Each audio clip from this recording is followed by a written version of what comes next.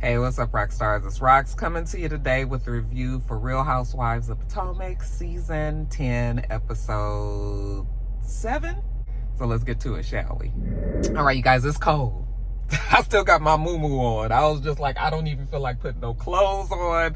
I got the heater going. Y'all, we gonna get it nice and cozy in here. How y'all doing today? Good. It's early on Monday morning, getting this shit out the way. All right, so the ladies are back in Potomac. And let's start with Tia. So we see, child, did you guys see when Tia was talking to her mom on FaceTime? Child, if that child don't, I don't know why we be so amazed that people look just like their mother or just like their parents, you know.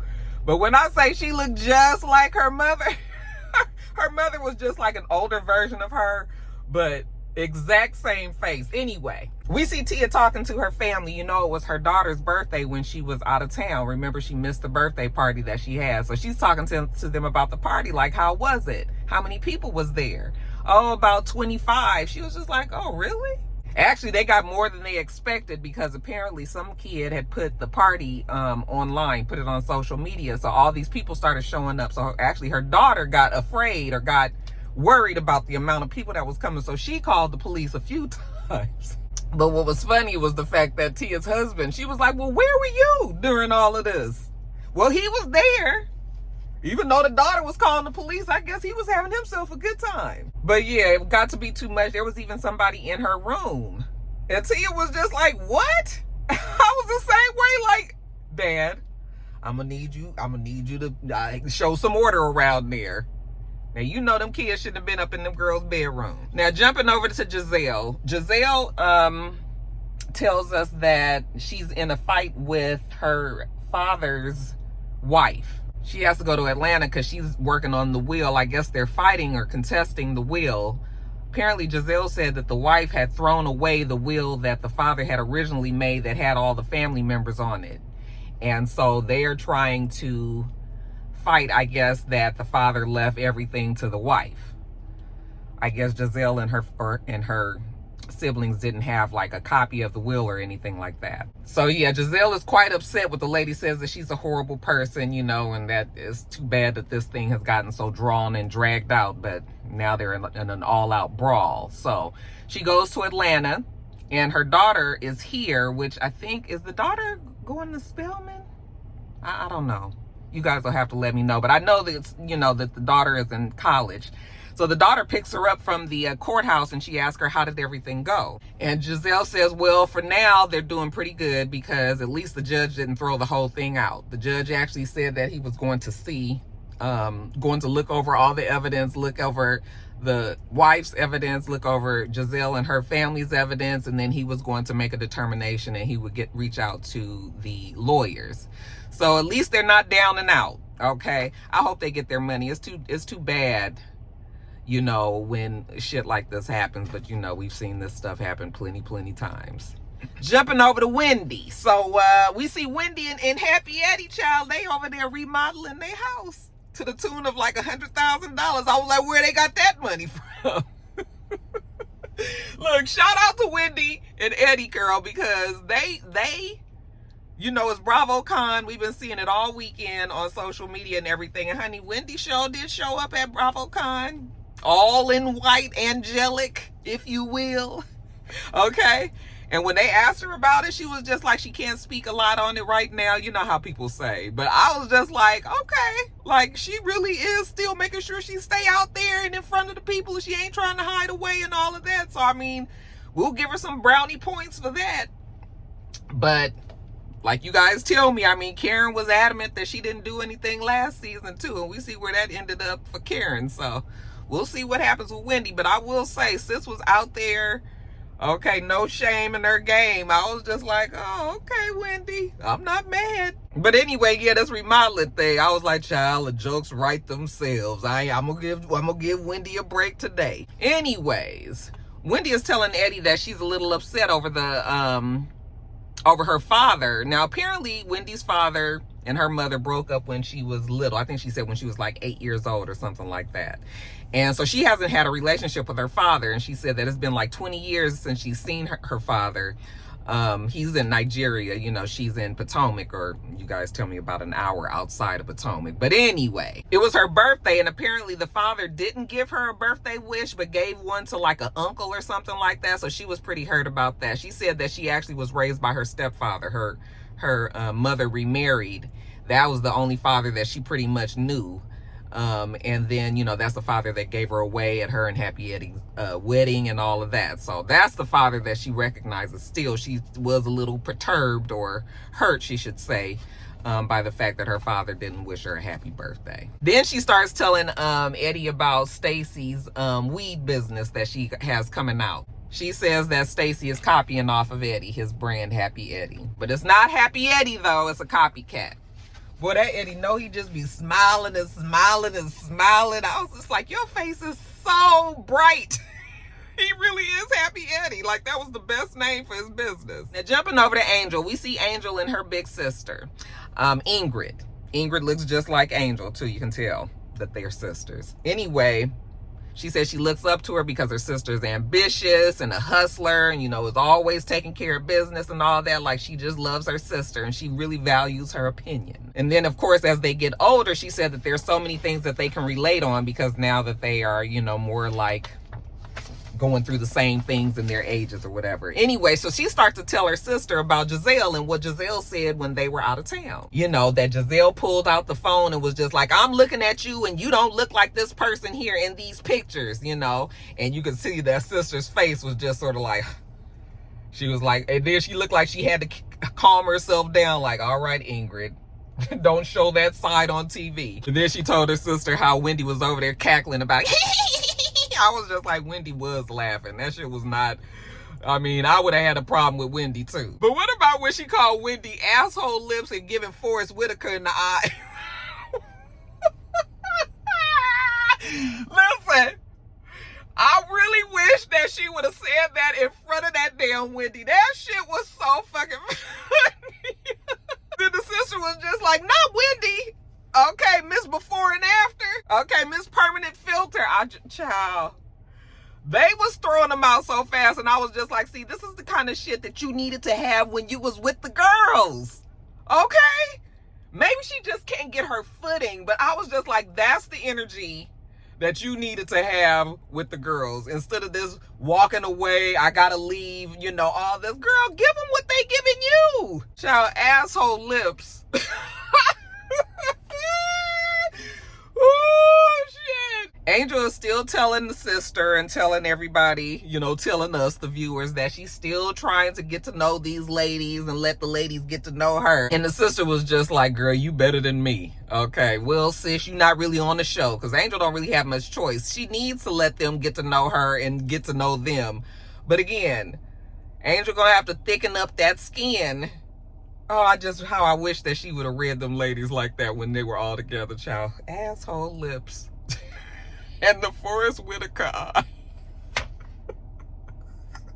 Now we see Kiera. Kiera's over at Greg's house. Okay, I was looking at him and I was like, who do he look like? He looks like somebody, like one of these boy singers that was out when Ray J was out or something. Who does he remind me of? He reminds me of somebody. Anyway, Kiera tells us that she's so proud of her and Greg because now they communicate better. Okay, I guess last season they just had to figure out how they need to, communicate and express themselves to each other. So this season, now they're able to talk and, they understand each other better. I just kept on looking at him. I was like, girl, you are too cute for this guy. But okay, you can't help the heart wants what it wants, right? Anyway, she tells us that Greg is not that much older than her, just 6 years. I thought he was much older than her too. She just looks really young. Greg also kind of presents himself as a dad, kind of. She said he got a dad body, dad clothes. He acts like a dad. But yeah, you guys, she says they're in a good place with each other. They've been going to counseling. And they're just going to keep everything pretty light. They're happy. They're dating each other. There's no expectations. I was like, is that what she really wants, though? I thought that she wanted to, have a future with this guy. Why are you settling for no expectations when you want something else? Kind of setting yourself up for heartache, but okay, Kay. She says that she feels safer in the relationship. They're more comfortable with each other. They're supporting each other. So, listen, if she likes it, I guess we gonna love it. Now, let's jump over to Monique's little segment. Okay, actually, I guess it's supposed to be Ashley's segment. So we see Ashley go over to Monique's house. Monique is still in the same house that she had with Chris. However, she said that she did remodel everything, and change everything once her and Chris broke up and he left. Okay, but pretty much, Monique is still the same Monique. She's in love with her birds. She has a big bird tree in the house, for the birds and all that, because she lets her bird fly freely. But it was interesting to see Monique, okay, because I was just like, how are we gonna do this exactly? Ashley tells us that Monique had an incident, okay, didn't bring up the situation exactly, but they did show clips, of course, of the flashback of when Monique got into it with Candace, right? She said that they got into an incident and that all the ladies turned on Monique except for Ashley and Karen, and that she's always been in Monique's corner, and she's never going to be the person that just leaves her friend high and dry. She said they met 8 years ago and it was love at first sight. I was like, I don't know if I remember their relationship being love at first sight. I'll have to go back and kind of look at some of them episodes. But I guess Ashley didn't never really have any issue really with Monique. Did she? No, maybe she didn't. Because Ashley always had a problem with Candace. And so, that's why Ashley gravitated, I guess, towards Monique, because Monique and Candace could never quite get it together. Well, they was cool at first, and then the shit just fell apart. But yeah, Monique said she lost about 300 pounds, in the divorce, and she seems to be happy. Is Monique still a radio, wasn't she on the radio jock up in the DMV area? You guys will have to let me know. Monique says that she's not dating. She's just concentrating on herself. Her and Ashley go outside and they go sit on her patio. So we kind of get reacquainted. Monique says that she had a lot of issues back when she was on the show. Okay. She said that she had some childhood trauma that she hadn't dealt with. So, I guess all of that came out when she was going through her divorce and, I guess going to counseling and trying to get her own mind right. So Monique tells us that she's done the work. She's not as angry as she once was, and she's good. So then we address the elephant in the room, which is how are we going to bring Monique back on this show with Giselle? Okay, because her and Giselle had a very storied past, one that is not the brightest, and none of us is going to forget her bringing out the damn folder at the reunion and reading the hell out of Giselle, right? So how we gonna bring her back in, considering Giselle is still considered, the top housewife, especially with Karen being gone. So how we gonna do this? Because Ashley is inviting all the ladies to Pride. She's the resident bisexual in the group. So she's invited everybody to Pride, and, Giselle is going to be there. Are you going to be okay with Giselle being there? And Monique was like, I'm going to be fine. Is she going to be okay with me? Okay. Giselle should be the one that really has more of a problem. They kind of tiptoe around it, but it looks like Monique is like, I'm willing to play nice if Giselle is going to play nice as well. She does know Wendy because they were on that one season, even though they didn't have much interaction. And then, of course, she knows Karen, but Karen is not there. The rest of the ladies, Ashley is getting her up to speed. We got Stacy. How do you tell somebody we got Stacy and she's a liar? That's basically what Ashley said. But I guess this was Ashley's way of kind of introducing Stacy without full out saying that Stacy is seeing Chris. Again, I don't even understand why Monique would care. So yeah, we all set for Pride. Monique says she's not interested in revisiting the past. She just wants to move forward. Okay, a very grown-up way to be. Now, speaking of Stacy, we see Stacy, and she is going to see her brand, Shio. Okay, that is her marijuana business that she's launching. And so she's meeting with her team, and they was like, boy, we did all of this in 90 days. She says she's excited to produce this brand to the world, Shio. It's a Nigerian word, and I think she said that it means happy. And so I was just like, Stacy, now, why is it that you had to pick that name? The producer was like, do you believe that Wendy will have a problem with the name? And she was just like, it has nothing to do with Wendy or Eddie. I know it doesn't have anything to do with them, Stacy, but I mean, really, Happy Eddie, and then you have the Nigerian word of happy. And how did she come about this word anyway? Well, apparently she did a like ancestry.com thing. And she found out that she has Nigerian in her. And so that's how I was just like, I'm sure that most of us have some form of Nigerian in us. Everybody black probably has some percentage of Nigerian in them, you know? Anyway, she's doing her photo shoot, you know, for the promotion of the brand, I guess. And Ashley calls her.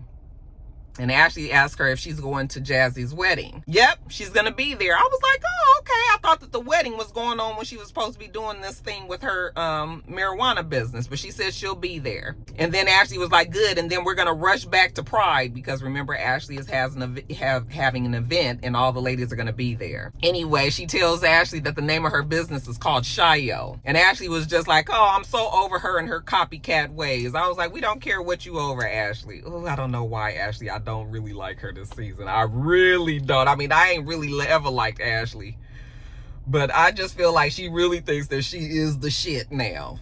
Did you see at the BravoCon when they were talking to Ashley on the red carpet about Angel? And she was just like, you know, I just think that she's, you know, I mean, it was true what Ashley was saying, but I was just like, BravoCon is tough. Was Angel there? No, I did see that Angel was there. They'll talk about you right in your damn face on BravoCon. Y'all saw how Drew and got into it with Shamia and Kelly. I was like, child, y'all gonna make me like Drew. Who would have ever thought? Okay, but I thought that I would not ever not like Shamia, but that little interaction between Shamia, Drew, and Kelly, I was just like, I was feeling Drew. Child, who would have thought? Anyway, later on we see Wendy and Stacey. They meet for lunch. Wendy says she likes to hang out with Stacey because Stacey don't take herself too seriously, you know, and it's never really no fighting or arguing or anything. You know, she has a good time with her. So that's why they're meeting out. They're talking about Pride that Ashley has invited them to, you know, and that, you know, I guess they're looking forward to going or whatever. At least Wendy is, you know. She says that Ashley said that she's having a float made for the parade, you know, and Stacey is just like, whatever. But then Stacey tells Wendy about Shayo. And Wendy was just like, oh, a Nigerian word? You know, really, Stacey? She says, yeah, because she's giving homage to her Nigerian roots. Wendy was just telling us in the confessional, like, why would you do that? It's like giving single white female, okay? And then, of course, they bring up, remember when I was telling you guys about the candle fiasco with Karen and Wendy? Wendy was the person that had the candles first. And Karen copied off of her. And so now Wendy is seeing it again in Stacey. Even though Wendy, she kind of felt a way about Karen when she did it, but I guess at this point, Wendy was just like, I don't care, child. Because Karen's candle business didn't take off, neither did Wendy's. So it was just like, now I thought Happy Eddie was doing very well, but some people said that he actually is not doing that well with the business and that there's a lot of competition up that way. So, you know, unless you just really make a major splash, they ain't really making the money like that, like you would think that they are. So it don't even matter, because this Shayo brand, child, I mean, a dime a dozen, I guess. And Wendy don't even fight over it. She don't care. Now, lastly, you guys, Jazzy's wedding. So we just have 3 of the ladies go. Ashley, Stacey, and Wendy. Stacey said that she rearranged everything so that she can be here for her friend. Anyways, Ashley was like, this is a wag wedding to the nines. Like, no expenses spared. Like, this is a big to-do. This is a football player who has a lot of money. Okay, and you can see it in the wedding. They're not going to be able to stay for the whole thing, though. They came for the wedding, but they have to leave, remember, because of Ashley's event, Pride event. So, you know, they sit down in the chapel or whatever, and they watch the wedding. But they got to be back at the airport by 7 o'clock. So we did we even see Jazzy and the husband? I don't even think they got them on. I guess they said they didn't want them to show them, because did we see them? I don't think we saw them like actually getting married. We just saw Ashley, Wendy, and Stacy's reaction to, I guess, Jazzy coming down the aisle. But anyway, 18 hours later, they are back in Potomac, and it is World Pride Day. All the ladies are going to be going to this club for Ashley's event. So, you know, they're all dressed up in their best Pride gear. You know, it's all rainbows and bright colors and all that. I thought everybody actually looked really cute. I thought Giselle looked really, really cute. Okay. Ashley shows up as dressed as a guy. She has like a goatee. And I was just like, but Tia was quite attractive. She was like, boy, she looks really good as a bloke. I said, not a bloke. I love Tia. So, Giselle came and she had brought her daughter Grace. Okay, now her kids are in college and everything, but still, this is her daughter, right? And certain things at that, you know, certain things, like, I just don't want you to say around my daughter who's only 18, 19, 20, somewhere in there. Okay, I'm sure the daughter knows that you be out here living your single life and all of that. But still, so Ashley comes and Ashley has these shirts made for the ladies, and she gives them all different names. I didn't get the names down, you guys. I just was like, it was going too fast. I didn't feel like rewinding it and everything. But there's a couple that stuck out. Well, just one, which is Giselle's. Giselle's was Serving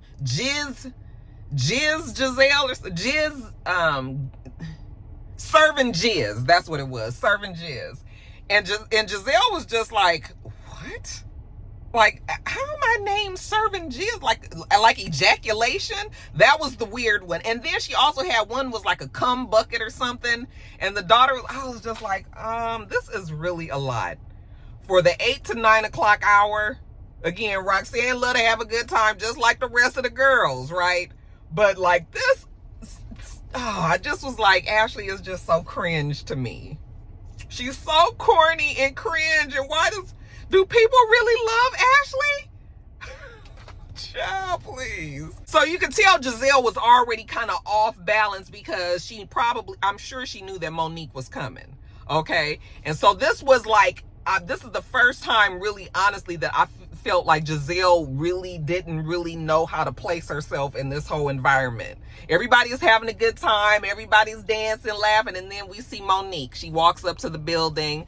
And then she comes in and she's just like, hey. I was like, is she a Delta? Was she throwing up the Delta sign? Anyway, so she came in there, you know, and when Giselle saw her, they just kept on putting the camera on her. And I was just like, why you guys keep trying to make this girl uncomfortable? She just kept on straightening her hat and kind of smiling and looking around like, okay, this is it. What's it going to be? You know?